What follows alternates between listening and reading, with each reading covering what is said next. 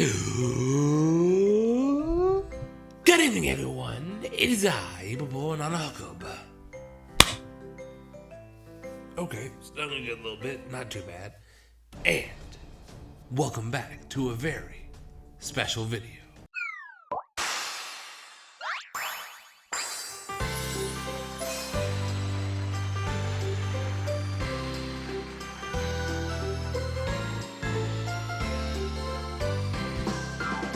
That's right, we're back here yet again with another birthday video. You're still on my catch-up train, but we're celebrating today Rimi's birthday. So, happy birthday to Rimi, one of my favorite bassists in the game. Again, love them all, but Rimi's probably my number one. But these are the top 5 reasons why Rimi should be your best girl. Starting off with number 5. Costumes. Alright, so I know what I always say. Costumes are usually the bottom one unless they're the ones that make it. And Rimi's actually one of the people in Poppin' Party who kind of helped design and make the outfits. Now, why is it still down here at number 5? Because Rimi's got some other really cool stuff that I can't topple just for that. Still love it though. I love her style. I love her design style because it fits Poppin' Party so well, and it just makes the band's image just pop. It literally, she takes the name and puts it into her style. And it's so lovely to see. Like, she's got a knack for it. And I know all the other girls help her out too, but Rimi, I think, is the main one behind it, if I remember it correctly. But it's just, she's got such a good style behind it. And she's got some really great outfits, man. Like, some of hers are absolutely adorable. Rimi has the adorable side of things down. Like, Rimi may not have like the really like the beautiful, the elegant kind of stuff down, but she just, when it comes to like cute and adorable, yeah, Rimi's got it on lock. It's done. No questions about it. She's got it. But yeah, and not even to mention like her birthday card we just had, amazing, wonderful, just absolutely gorgeous. But yeah, her costumes are always on point. But moving on into number 4, bass skills. All right, now I bet some of you are wondering, after having Hina with her guitar playing being number 2, Rimi's all the way down here at 4. Now why would that be? But Rimi is a very good bassist. Do not get me wrong. She plays some stuff that I would never be able to touch. And it's a very interesting style the way she does it. Because Poppin' Party has like, they kind of rely on the bass to be the backbone to hold things together. Because Kasumi and Tay can like put down the rhythm and stuff, but you got Rimi backing it up with her playing all the time to kind of keep things rolling, keep the key established. And that's usually what Rimi, like, that's why it's down here a little bit, because Rimi's got the fundamentals of just holding the groove down. That's her main thing. Nothing really crazy flary. She's got some moments, do not get me wrong. She's got some moments where she can just bust out a little riff, and it's just like, okay, Rimi, I hear you funking it up over there. But she's more or less very good at just holding it down, keeping it grooving, and just having a good flair to the play style while still keeping it pretty, like, I wouldn't say basic, but like very rooted, very ground level, very able to keep things together without having to get worried about too much technicality. And I like that. I like that a lot. But moving on into our next one. Number 3. Singing voice. Okay, so this one is one that I truly enjoy because Rimi's got a voice that's kind of like a mix of Aya and Kasumi herself, because her voice is a lot more light and airy, but still has that driving power behind it.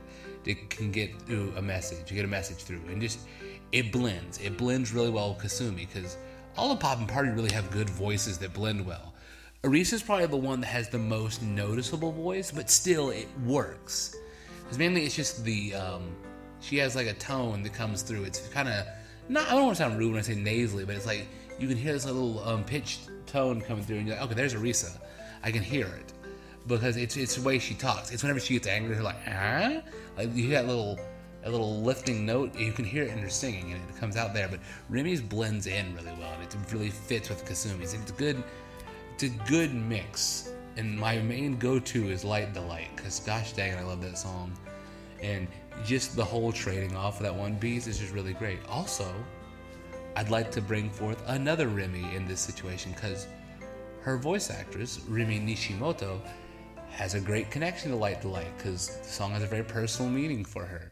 And if you can, please go look up the live performance of that song they did, because just how much that song means to her had her like in tears during the song. And it's just, it makes me emotional every time I see it, because it's just like seeing someone being touched that much by music and just expressing it through, and her just being able to drive through that too. It just makes me all teary-eyed too. But yeah, so I had to throw that in there too, because I really love that. I saw that a while ago, because it was like, I think it's in their 2018 show, I do believe. But yeah, when I saw that, I was like, yeah, this is hitting me right in the feels. But yeah, Rimi's got a great voice, and I really love it. I hope she gets more like parts too. I know there's probably some more that I'm missing, because Poppin' Party's got so many songs, man. So many songs. But I want to see more. I want to see more from Rimi. But moving on into our next one. Number 2. Personality. Alright, now this one, I hate to say it, I'm not trying to knock on Rimi. This one's a little bit more simple than Hina and Sayo, like we had earlier. Because Rimi's kind of been on the same plane with how she's been, but her self-confidence is the main thing that's changed for her. Because, heck, before Kasumi even got her in the band, like, that was her main thing. She did not want to drag everybody down. She did not believe in herself to be able to play with them. And Rimi's come leaps and bounds from beyond that. And it's just great to see. But she still gets that little hold-up moment of just, like, being extremely shy. Like, yeah, nope, time to go into the introvert mode. But just, like, there's not much to it. Like, I'm not trying to knock her or anything, but Rimi's always kind of been like a very straightforward kind of person. She knows what she can do. She knows her strengths. It's just that her self-confidence was the big problem. But with Poppin' Party, she overcame that very easily and just has been able to move forward. And just Rimi's always just such a good, reliable person to have in Poppin' Party. You have Saya and you have Rimi. Those two are like the main, like, the stitches that hold Poppin' Party together. Arisate and Kasumi are all great, but they're a little bit more on the volatile side, whereas Rimi and Saya are the more, like, they can bring things together, they can calm everybody down and make everybody just chill out and relax and all get along. Because, like, my main thing I go to when I think of the band story 2, when Arisa snapped at Rimi, notice she did not attack back, she didn't do anything, she was hurt. She was hurt. She, like, it hurt her inside. It's just, gosh, Rimi's always just been great. Like, as soon as I saw Rimi in the first season, when they introduced her, I'm like, yeah, this girl's gonna be like one of my favorite characters. End of story. Then Kaoru came along, and she's a Kaoru fan too. So Rimi knows, man. Rimi is on the same level as me. Oh man, she's probably been a Kaoru fan longer than I have, so I'm on the same level as Rimi. There we go.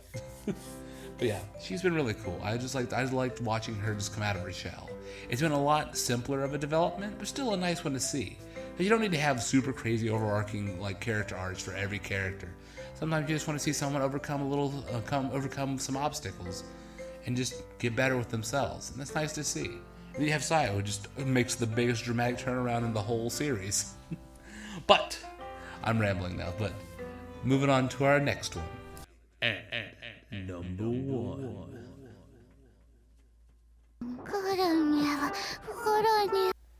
Alright. If there's one thing, she may have been the first. The coronet. You cannot get by Rimi without mentioning a chocolate coronet. Because, heck, the literal first song we hear from Poppin' Party is the Chocolate Coronet love song. I think that's what it's called. I can't remember. It's been so long since I listened to that song, man. But no, my heart is a chocolate coronet. That's what it is. That's what it was. But yeah, the first song you ever hear from Poppin' Party is a song about a chocolate coronet that Rimi wrote. It's like, Rimi, you had the meme before anybody else started doing that stuff. Like, Kazumi had her Kira Kira Doki Doki thing, but I don't think Rimi had the first meme one, because it's just like, Kazumi's has a feeling in her heart. Rimi's just like, yeah, I'm an addict.